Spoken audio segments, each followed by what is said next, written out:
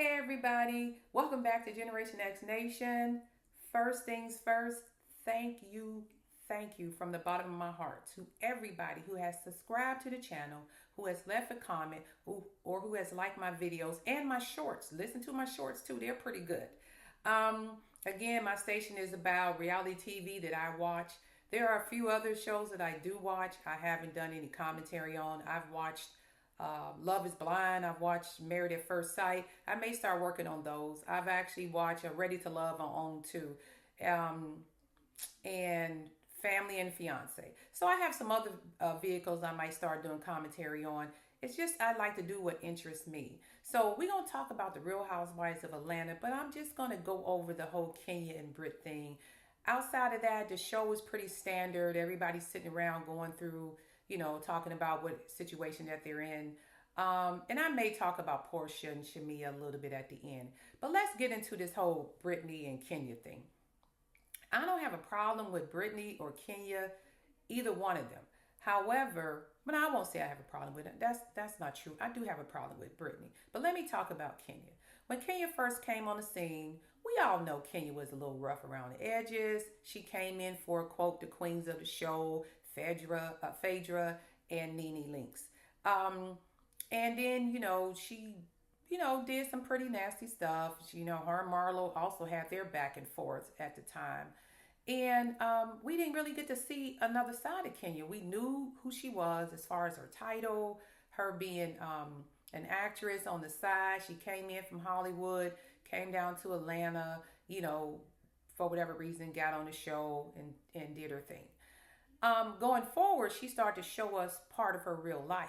And I was like, wow, I didn't know Kenya had went through all that. The issues with her mom, the issues with her dad. And then I think her aunt that lived in Atlanta, she kind of alluded to that lady pretty much raised her as a mom. So that kind of made us start liking Kenya a little bit more because we seen that she was a human being, okay? Now, over the course of the years, we know Kenya had various relationships. Some people said they were for stage for the show. Some people say she paid people to date her. But we do know for sure she married Mark. And that got her in a little bit of trouble because the show, took her off for a season because she didn't air her marriage on the show. That was up to her how she wanted to do that whole thing because it is her marriage and it's a private event. If she wanted to do it privately, that's fine. But we know Bravo did punish her for that. So she came back onto the scene and they took a hit for it. And then Kenya came back on and we like, oh, Kenya's back. Now, mind you, we've all seen Kenya do some crazy stuff. I remember the time Kenya took that band into Marlo's opening of whatever shop it was. I can't remember off the top of my head. And she's like, Kenya here, more care. And she marched through Marlo's function. And I'm like, good Lord, Kenya, how low can you go at this point? She alluded to Phaedra that she had did some things with Apollo. We know it was all a lie at the time, but Kenya was doing it for good TV. And that's what she did. She showed up and she showed out whenever that camera was on because Kenya wanted to make sure she solidified her spot. So going forward, we in this season. Now, we all know that Kenya at some point makes that show, especially after Nene Leakes exited.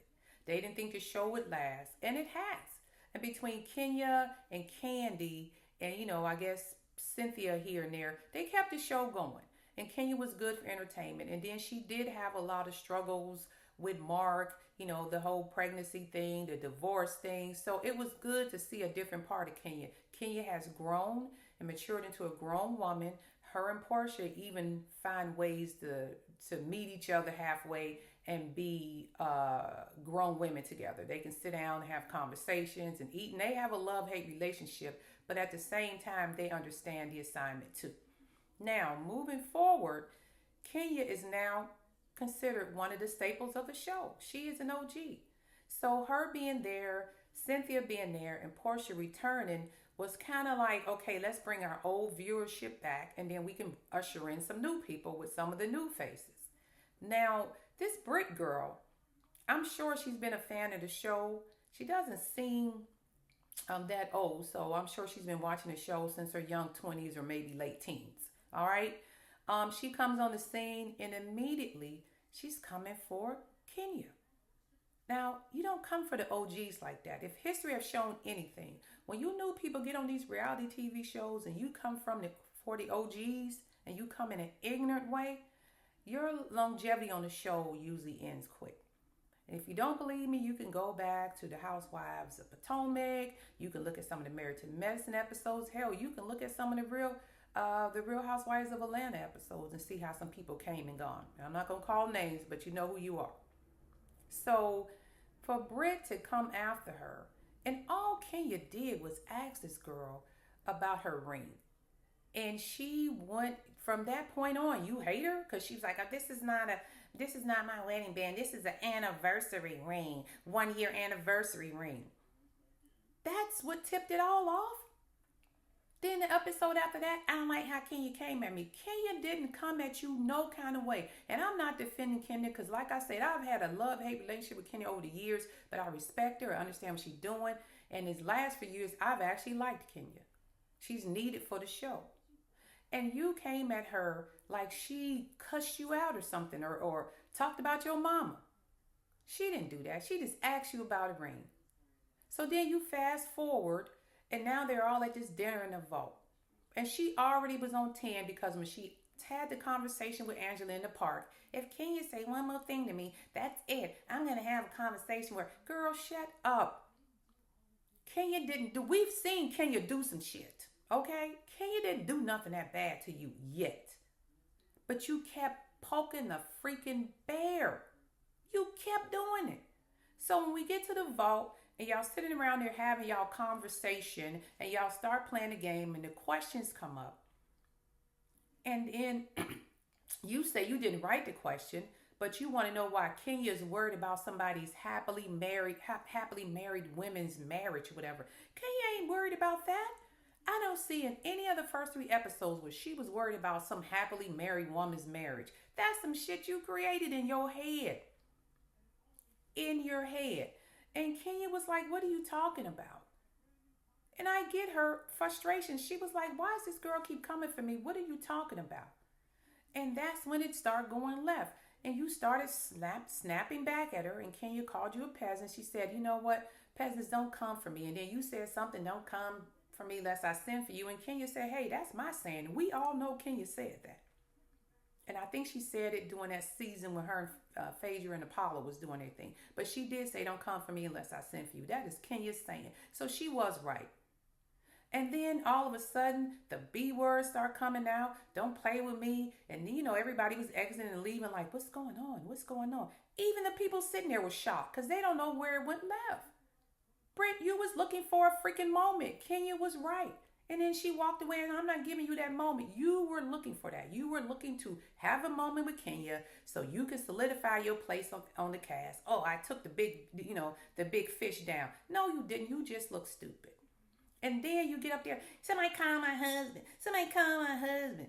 Okay, you got a husband. We get it. You said that about 50 times. We don't fucking care. Okay? Call my husband. Where's my husband at? That just irritated me. Like, girl, we know you got a husband. So do some of these other women sitting there. Shania got a husband. Angela got a husband. The other women have husbands too. And I know some of them going through divorce and going through some things. But you're not the only one sitting there with a freaking husband. You know what I'm saying? It just don't make no sense.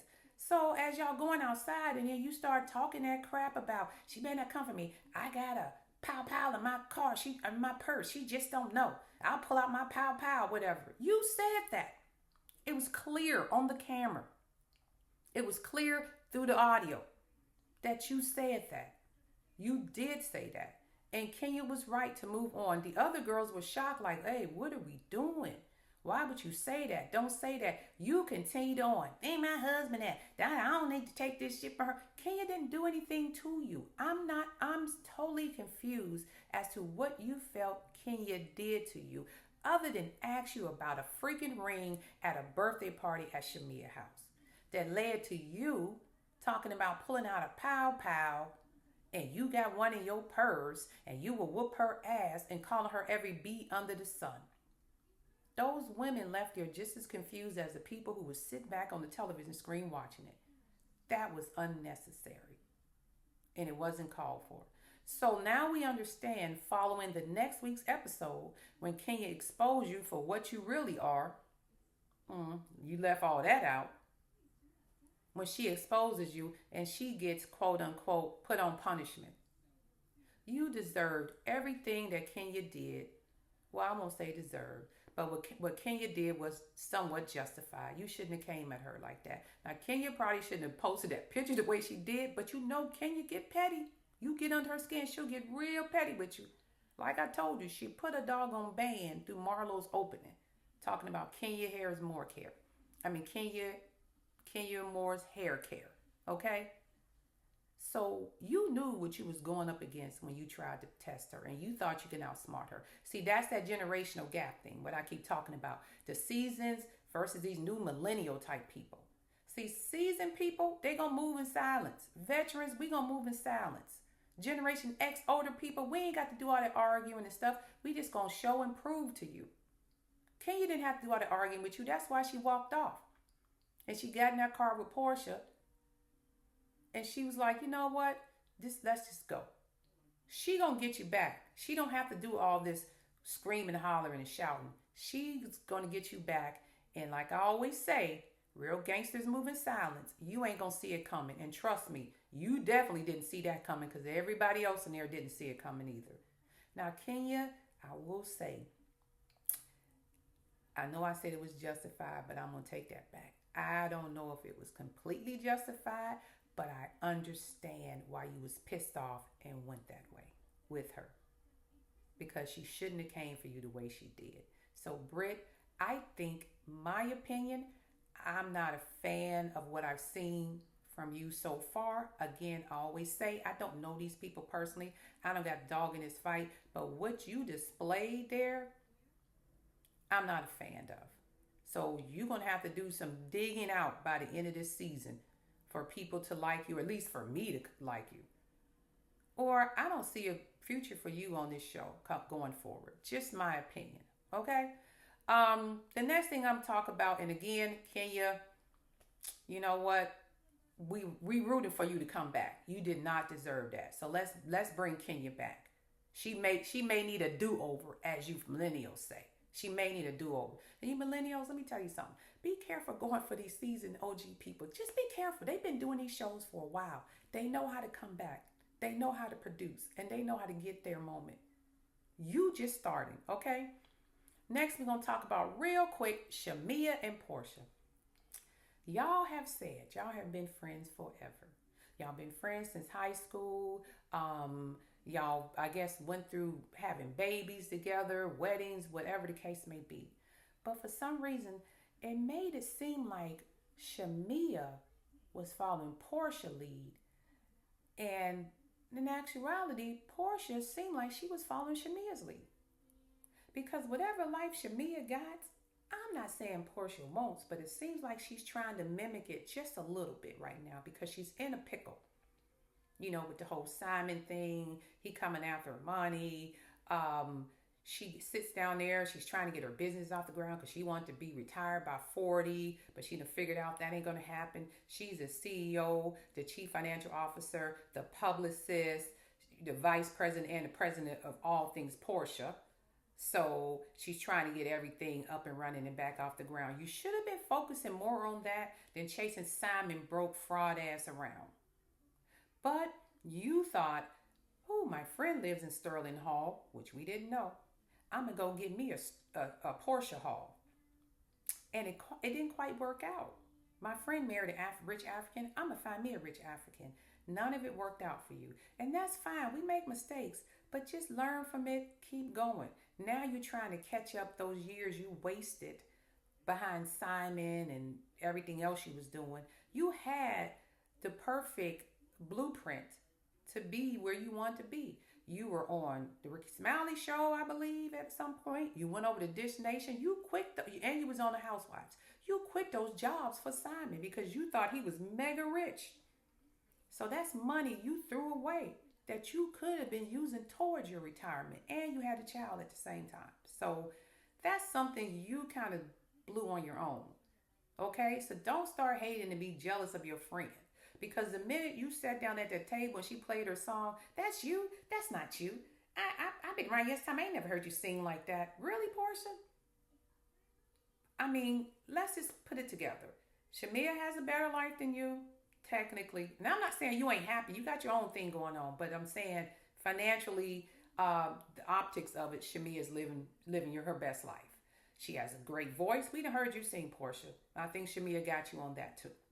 Okay, and even Drew sings better than you. All right, but Shamia and Drew might need to do a duet together. I don't know, but they do sound good. We've heard you sing, Portia, and we'll just say auto tune really works for you. Not saying you are a terrible singer, but it's a good thing they got auto tune. Okay? So the life that Shamia is living, it seems like Portia is trying to mimic. But Portia put Shamia in the background, and I guess Shamia sat there comfortably, quieting like us quietly, like I always say, real gangsters move in silence. She didn't say anything, she didn't beg, borrow, or nothing. And eventually she is now in the forefront, and we're like, ooh, Shamia is really that girl. When Portia had us thinking she was that girl. And now Portia's jealous because all eyes on Shamia. That's your best friend. You should be supporting her. You should be happy to see her having a peach being on the show with you full time. But instead, you're trying to come on there and trying to knock her down just a little bit. Envy is a bitch. Don't ever envy your friends.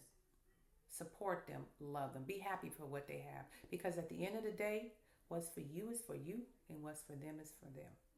And with that being said, this is Generation X Nation. I am going to log off, but I want to say once again, thank everybody who subscribed to my channel. I thank you, I thank you, I thank you.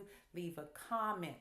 Please leave a comment. Hit the like button, subscribe, share, whatever it is you need to do. But keep my channel growing, and I will keep giving you content. Go back and look at some of my other videos. I know they're older. Click on them for a few minutes if you can, and then hit a like or something so you can get me in these YouTube algorithms, okay? I'm not asking for anything. I'm just asking for your support. That's it. And with that being said, you guys go out, have a great rest of your day. Don't let what's going on up there in that Washington, D.C. scare y'all or make you frightened. Remember, God is always in control. Peace, and I'm out.